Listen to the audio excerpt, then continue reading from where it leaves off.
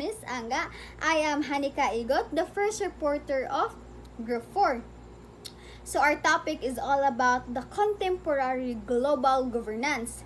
And the first here is kung unsa ang rules and function of the United Nations and contemporary global governance. But before ko na i-explain or before na nako i-share if unsa ang rules and function of the United Nations and contemporary global governance, ako sang i-define if what is global governance and what is United Nations. So everybody think of the world as a huge neighborhood. So with 192 different families, so consider those families as countries. Kaya diba, in United Nations, there are 192 countries nga apil. So, these families have to live together and share things like water, oceans, air, and even mga problems. So, during a scenario, when we say global governance is simply the way these families agree to work together to solve their problems and everything. On arisad, walay boss-boss diri nga mag-demand or mag-tell everyone nga mao ni ang buhaton. But everybody is nag-cooperate to create rules and groups para makatabang nila. So, adto nga senaryo, ang United Nations is simply ang katong grupo nga ilang gibuhat kay which kanang develop nga mauto ang makatabang nila. And ang main job sa United Nations is to help everyone get along. So mao na ang difference between global governance and United Nations. So, the first rule and function of the United Nations and contemporary global governance is peace and security. So when we say peace and security, the UN helps keep the world safe by preventing wars and conflict. So unsa man nilang gibuhat dire? So ang ilang gibuhat dire is the United Nations sent peacekeepers. So when we say peacekeepers, those are kanang police, soldier, or mga civilian workers sent by the United Nations. And the reason gisend sila is to help maintain peace and security to those countries nga affected sa wars and conflict. So one of the example nga peacekeepers that gisend sa United Nations is the UNMISS, or the United Nations Peacekeeping Mission in South Sudan. So it was sent to protect civilians, monitor human rights, and support peace efforts after the country faced civil wars. So another example is the United Nations Force in Lebanon. Mao ni ang gisend during mao ni ang gisend sa United Nations nga peacekeepers during sa war sa katong Lebanon and sa kanang Israel. So mao na ang first, the peace and security. So everybody, the second one is the human rights. So I have here my definition sa ako ang monitor. So the United Nations sets human rights standard, monitor countries, and hold governments accountable for abuses.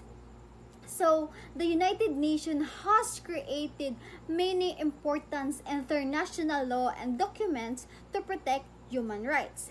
And one of the kanang document nga ilang gibuhat is the Universal Declaration of Human Rights pag 1948. So, naka-state dito nga document that dapat every person has the basic right and freedom, like right to life, right to education, freedom of speech, and equality. Another one is the International Covenant on Economic, Social, and Cultural Rights pag 1966, and also ang International Covenant on Civil and Political Rights pag 1966 also. Those are mga treaty nga nag-ensure everybody has the right to life, education, work, healthcare, and many more. And also kanang social security and many more. Those are mga laws and documents nga ilang gibuhat to protect human rights. Actually, everybody, daghan pa jud, but wala lang na akong gibutang tanan. Of course, kay daghan siya sa. So, wala na akong gibutang tanan, it is because usara man sila tumong to protect human rights. And the third one is the humanitarian help. So the United Nations provides aids in crisis, support people and children, and helps nations rebuild after disaster.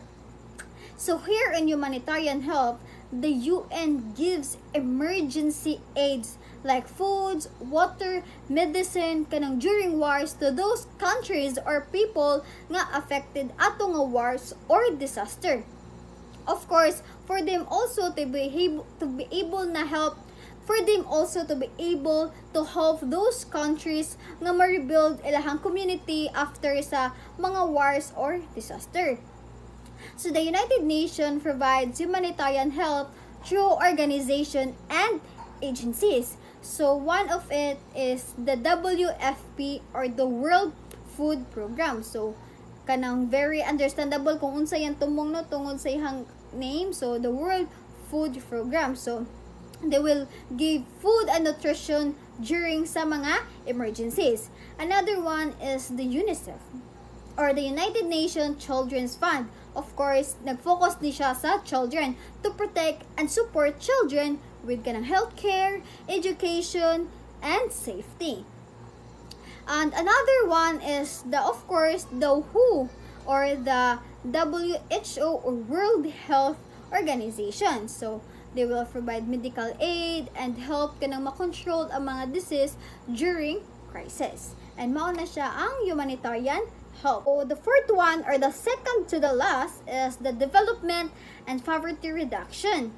So the United Nations promotes fairness, advance in SDGs, and helps poorer countries improve their living condition.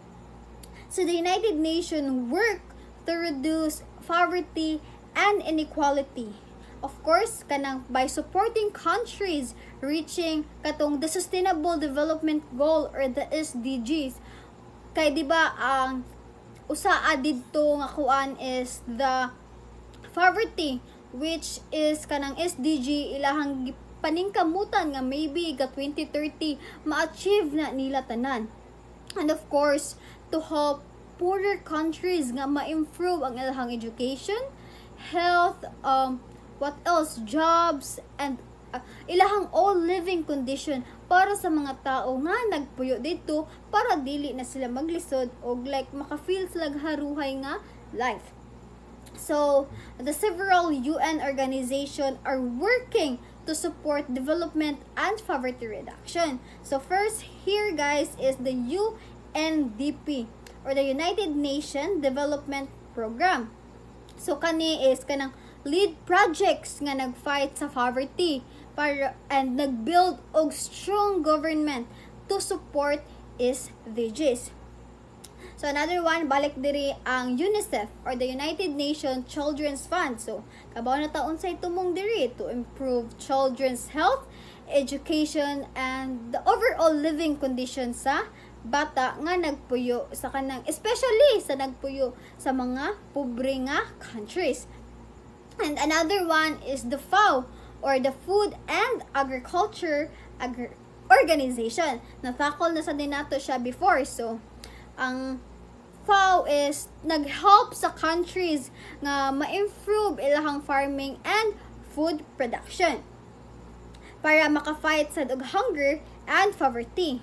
So another one is the UNESCO or the United Nations Educational, Scientific, and Cultural Organization. So ilang gibuhat is to support education and skills training to improve opportunities for people. So the more nga na skills and kanang kuan ang mga tao is the more sad sila makakita og opportunity or work nga ilang nakatunan through the UNESCO.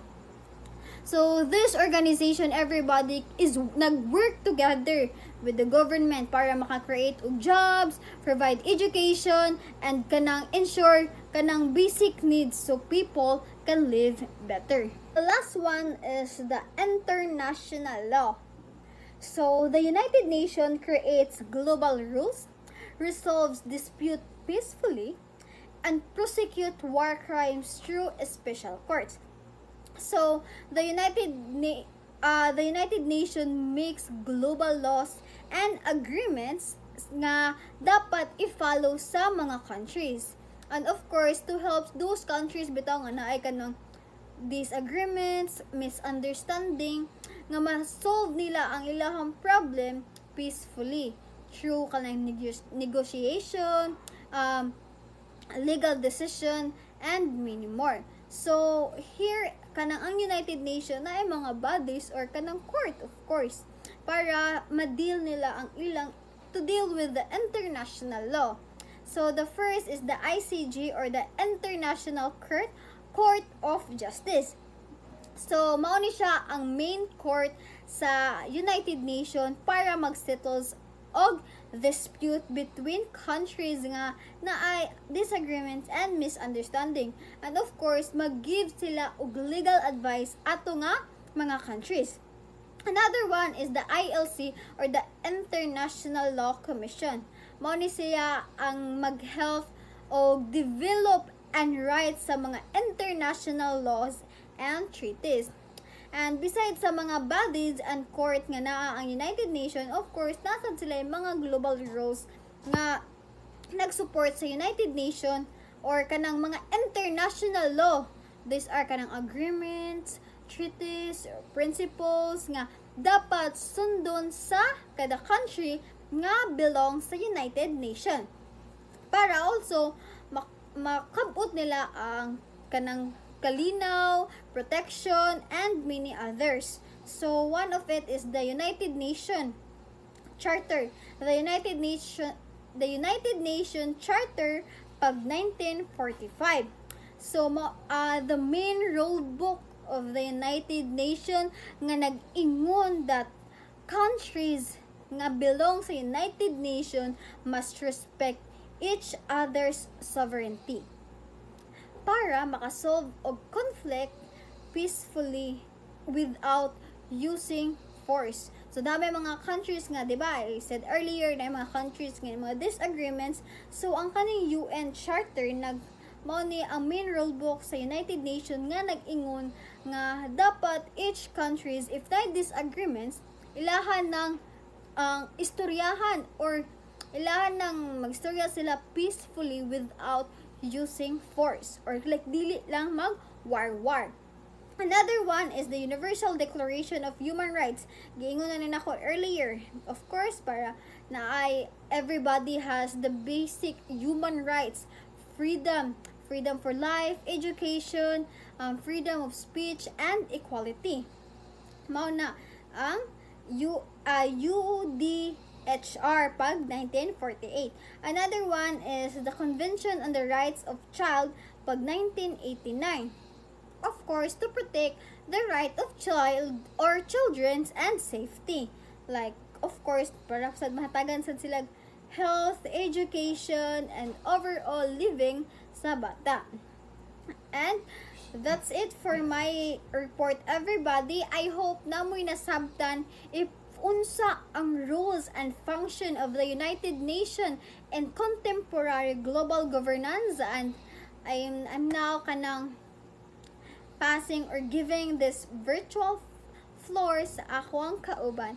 Thank you everybody for listening and I hope na mo'y nasabtan. Good day everyone. My name is Janica Yanabasa and this part explains Irina Bokhova's 2016 overview of the main global challenges and the practical solution she proposed with my examples and concrete explanations so the issues and remedies are easy for you to picture. Okay, so the first bullet is divided international community. So, what does this concern mean? So, a divided international community is governments are often fragmented in priorities like strategies and political will. So, collective action on global problems is slow and or inconsistent. So, example, when urgent global agreements are needed, for example, on coordinated relief after large refugee movements or unified sanctions, or differences between states delay or weaken responses. So next is the threats, which are the climate change, the poverty, wars, intolerance, and extremism. So what does this mean? Or what does this concern means? So these are interconnected problems, which is climate shocks, increased vulnerability, poverty, fuels frustration, and recruitment by extremist group and conflicts destroy social infrastructure. For example, climate change to stronger or more frequent storms and sea level rise that hit coastal communities and small islands. Think about coastal roads or coastal flooding and more destructive typhoons. Okay, so next is poverty. So poverty to entrench lack of services and opportunity in urban slums and rural areas, which undermines stability. Next is the war or conflicts, like long-term humanitarian crisis and stage collapse in conflict zones. So next is the intolerance and extremism. So these are radical groups exploiting grievances from marginalization or unaddressed trauma. So next bullet is the record high displaced people to migration pressures on Europe, Lebanon, and Jordan. Okay, so by 2015, the world was seeing unprecedented numbers of refugees and internally displaced peoples, or the IDPs. This created intense migration pressures on neighboring countries and destination regions, both practically, like shelter, to food, schools, and politically. So so a large flows from Syria strained European asylum systems and placed extraordinary burdens on host countries such as Lebanon and Jordan that absorbed hundreds of thousands of refugees with limited sources. So the next bullet and the last bullet in the concerns is attacks on cultural heritage. So this explained that it deliberates destruction of monuments, museums, and historical sites is both a humanitarian and security issues. It erases identity, hinders reconciliation, and finances criminal markets. So, for example, the destruction of ancient sites and artifacts in parts of Syria and Iraq, and the targeting of mausoleums and manuscripts in Mali. Each act damages community memory and reduces prospects for post-conflict recovery. So next is, since we have concerns on Irina Bokova, he proposed also solutions on how to respond these concerns. So the first solution is the openness and new ideas. Promote human rights, education, dialogue, internet literacy, and shared values. So what does this solution mean? So this means that encourage free exchange of ideas, protect human rights, expand education including digital literacy, and support platforms for respectful dialogue across communities. International bodies like the UN and the UNESCO should lead and convene. So, why does it help? So, openness reduces isolation and misinformation, fosters empathy, and build common standards that make cooperation easier. So, we have examples and actions of this solution. So, human rights are monitoring and making advocacy to support local civil society groups, documenting abuses, and pushing for reform. Next is the internet literacy campaigns. This campaign teach people how to recognize false information and extremist recruitment online. In schools and community centers can run workshops.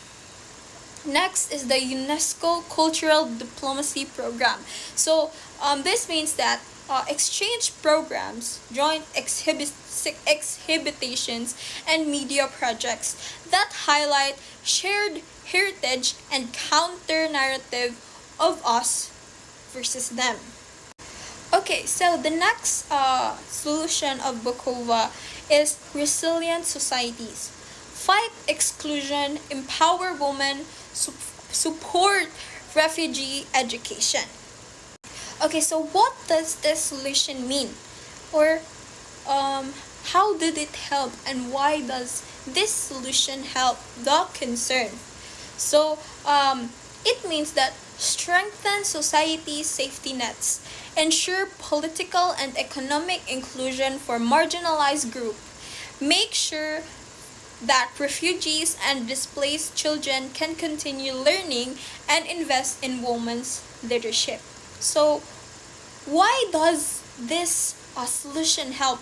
So, this solution helps because resilience reduces the appeal of violent groups, stabilizes communities, and preserve human capital for the future. So, for example, the refugee education. This refugee education is they establish temporary learning centers in camps or integrate refugee children into host community schools so they don't lose years of schooling. So models exist from UNHCR and NGO programs. Okay, so next example is the women's empowerment programs. So this microfinance and vocational training combined with legal protection increases women's economic independence and civic participation. Evidence shows that communities with higher female participation.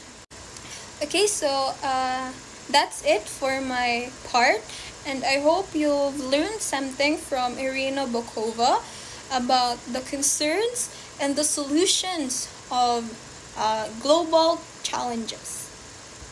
Hello everyone! Especially to you, Miss Joy. I am Faith Melody De Soto, and I am the last reporter of the Group 4. So our topic is the challenges of global government and 21st century. So my part is about the bottom billion 20 by Paul Collier. So his main idea was all about corruption. About 1 billion people daw ang gapuyo sa very poor nga countries, and for how many years kanang left behind sila, and they cannot keep up with the rest of the world progress. So now we're going to talk about the key points in the next slide. Now, let's move on to the next slide, which is we're going to talk about the key points of the bottom billion of Paul Collier. So, the first one is the idea was inspired by what US did after the World War II. So, para ma-rebuild ang other countries, they are using through the Marshall Plan, UN, IMF, and World Bank. And the next one is the main problem jud ani nila is not just about the money, but also about sa mga bad leadership. bad leadership and governance systems. Di ba mo dyan ay maka-down mo di mga downside sa mga politika karon, like tabo diri sa Pilipinas, di ba ang problem pod kay ang corruption, gipangkawat ang mga tax, ang mga kwarta sa mga tao, and wala nila unsa na gigamit og tarong, and gubot jud kay siya, and maka down pod sa diri sa Pilipinas, diri sa bansa. And the next one and the third one is about good governance. Kung nadyo tay good governance, no, di ba kanang mulambo jud atong bansa, and if natay mga kanang mga politiko nga grabe ka fear and also honest pod sa ilahang kanang trabaho, and dedicated pod sila nga mutabang jud sa mga tao, dilira design ang ilahang pagkapolitiko, dilira kanang joke in ana, kanang very dedicated jud kasi silang trabaho, andam nga mutabang sa mga tao nga nanginginhanlan. And kanang the fourth one is the bad governance, corruption. One of the causes problem jud, like sa kanang causes problems ani, like kanang unstable ang economies and ana. And sa the last one is having a election is not enough ra jud, kay dapat natay ka ng mga rules and also system para makip and check pod ang mga leaders nga makita jud nato nga wala nila gi-abuse ilahang power. Inana guys. So now let's move on to the next slide, the last part, which is ang solutions. So now we are in the last part, which is the solution. So having a good countries daw is we should have a good governance. And ang solution ani is we should have transparency and governance, which means ang government should be fair and honest sila, especially when they are dealing with valuable resources like minerals and oils. Like for example, like mamaligya sila mga resources. Dapat fair and honest sila when it comes to the money. And ang mga kwarta is maabot sa mga tao, dili sa mga corrupt leaders like nasa mga gobyerno ron. So grabe jud ka kabuaya, no? Dapat naa jud sa mga tao. Ana, and kanang the last one is the empowered citizen, as we should be empowered citizens, like as people na we must be educated and also active ta sila sa mga information nga nahitabo karon sa atong bansa. And kanang ma-question pod nato sila ba nga ang wrongdoings ba ni ang ilang mga gipangbuhat, di ba? Makareklamo ta ana and makademand ta og accountability sa ilang mga wrongdoings. And we're going to we are pushing the a honest governance para mulambo ang atong bansa and wala nay gubot-gubot.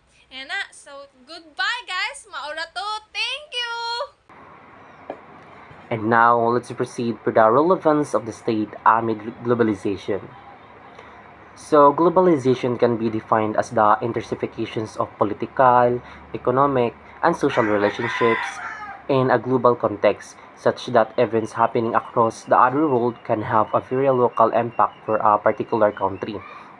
So, ang globalizations kay process ni siya kung di ng mga nasod is sa tibuok kalibutan is magkahiusa or magkaduol tungod sa kanang kalakalan or kanang trade gali, like sa kanang teknolohiya, komunikasyon or kultura. So ang pagsabot ani niya is kanang kung naay mahitabo sa usa ka nasod is dali ra pud kay ni siya makaapekto sa uban. Like panangitan niya is kanang kung naay problema sa ekonomiya sa usa ka nasod, so makaapekto kini siya sa kanang presyo or produkto or trabaho sa sa ubang lugar. So tungod sa kanang globalization is murag usa na lang gali ka dako ang komunidad sa kanang kalibutan. So mauna siya address sa kanang globalization. So next is let's proceed for the state.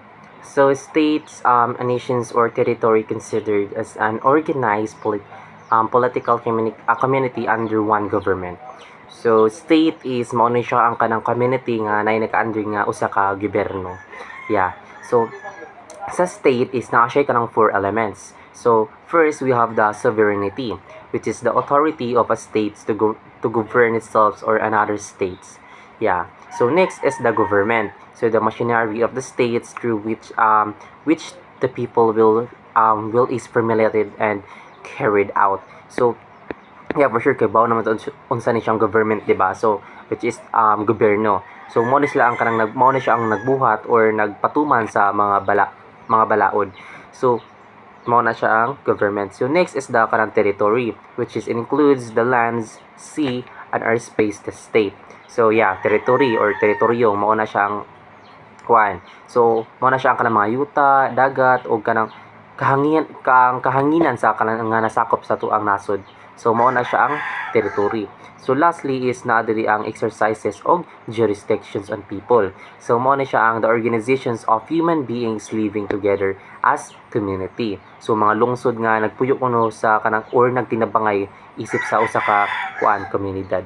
So, mao na siya ang 4 elements sa state and also ma-open na siya ang state. So, next is the relevance. Globalizations is generally recognized as the fading or complete disappearance of economic, social, and cultural borders between states. Some scholars theorize that states which are inherently divided by physical and economic boundaries will be less relevant in globally world. So, naayuban nga kanang moingon nga ang globalizations kay nakapaluya daw kuno sa gahom sa kanang estado tungod kay ang mga nasod manggod karon kay nagsalig na lang gali sa ubang international nga organizations o kanang usa na kalakalan. Yeah. So, apan ang estado sa kanang nagpabiling kanang importante kay kini jud ang kanang pundasyon sa kanang gobyerno o kanang ang sanay tigpanalipod sa kanang interes sa iyang katawhan. Kung wala ang kanang estado manggod or ang state is walay kanang magdumala or kanang magiya gid sa kanang epekto sa kanang globalization sa mga tao. So, yeah, so sa kinatubukan is kanang bisan pa ang kanang ang kalibutan kay nagkahiusa tungod sa kanang globalizations. Ang estado or ang state is nagpabilin jud na siyang importante aron gali magpadumala or magpangalipod or maghiya sa ihang mga katawhan sa usa ka kanang sa usa ka nagbag-o nga kalibutan. So good day everyone. I am Annalisa Igot, and today, my reporting is continuation lang ni sa report ni Mr. Harabe. So, it's about explain the relevance of the state amid globalizations. So, first is what is globalization man di ay. So globalization is the borders between countries like sa society, sa economy, and the culture nga nag-fade away or nag-less clear na siya. For example, before kay ginahan man ta mo buy og mga products gikan sa US but kanang and lisod kay siya, but karon kay pwede na siya mabay nimo online like sa Shopee, sa Amazon, sa Shein, and sa more nga online market. That shows nga ang borders between countries is much less clear na siya or nag-fade away. So next question is, the globalization has altered the rule of the states. Nausab ba ang rules sa state tungod sa globalizations? So, for example kanang before ang governments kay maka-control sila like sa local market, but karon ang Pilipinas kay dili na sila ka-control alone kay naa na tay global markets like sa mga gasoline kanang naapektuhan na ang prices kay tungod sa panghitabo sa Middle East kanang. So the states has rule change. Nausab ang rules sa states because of the globalization. So yes, the globalization has altered the rule of the states. So there are 3 different perspectives. So first is according to hyperglobalists, the globalization makes the state less needed. So for example, multinational companies like Google or Facebook kay have more influence than small countries. Kay ngano, ang ilang technologies kay mas nag-connect siya sa people more than the governments do. So on the other hand, according to skeptics, globalization is just globality or exaggeration. So example for example lang ha, ang North Korea close kay sila, meaning dili sila maapektuhan sa globalization match. Dili kay sila maapektuhan sa globalization. Kaya nga naman, because they are isolated by the system and they are controlled by the government, so dili kay sila maapektuhan sa globalization. Kay nakakontrol man sila sa government. Sila ang gikontrol sila sa government. So the next is according to the middle view. So according to the middle view, ang globalization has changed the rule of the states, but they did not remove it. So according to the middle view daw, ang globalization mao'y nakapa-change sa rules sa states, but wala nila wagtang ang importance sa states. So for example, ang gobyerno sa Pilipinas kay dili lang bitaw sila nag-focus sa ato ang country, dili lang sila nag-focus sa atong nasod, but they need to focus or to join national organization like sa ASEAN or the Association Southeast Asian Nations and the UN or the United Nations. So that shows nga ang gobyerno diri kay mura bitag ang states is nawala na og importance. It's because kanang mura nahimo na siya global corporations or kay bisag naa na globalizations bitaw kay ang gobyerno gihapon ang sila gihapon ang mag-control sa mga tao sa mga educations, mga health and sa mga laws. So simple ra gihapon. So simple ra to answer those sa question nga if nausab ba ang rules sa states because of the globalization. So simple answer. So globalization changed the rule of the state. Pero importante gihapon ang states according to the middle view. So the question is, are states still relevant? So importante po ba ang states? So karon nga naata sa globalized world, importante pa ba gihapon ng states or countries? Meaning, bisag connected na ang the whole world to the whole world, kinahanglan pa ba jud ang rules sa government sa matag nasod? So, the answer is yes.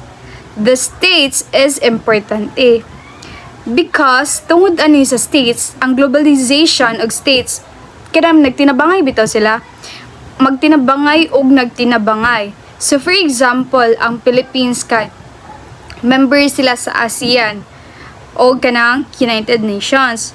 Mao ni ang globalizations. Pero bisan pa ang globalization kay ang Philippine government bitaw kay kanang gihapon nga nag-decide sila og kanang education, health or mga buhis bitaw kanang mga laws og sa ato mga healthcare. So this shows nga kanang ang states is dili siya mawala sa ato ang nasod. Instead, globalization in states kay mao sila magtinabangay. Sila ang work hand in hand for us nga mas mo develop ang atong countries. So, to answer the question is yes. Importante gihapon ang states. But kay ngano, kung walay states, wala man say katabang ang globalization. So that's the end of our discussions. So have a good day everyone and thank you.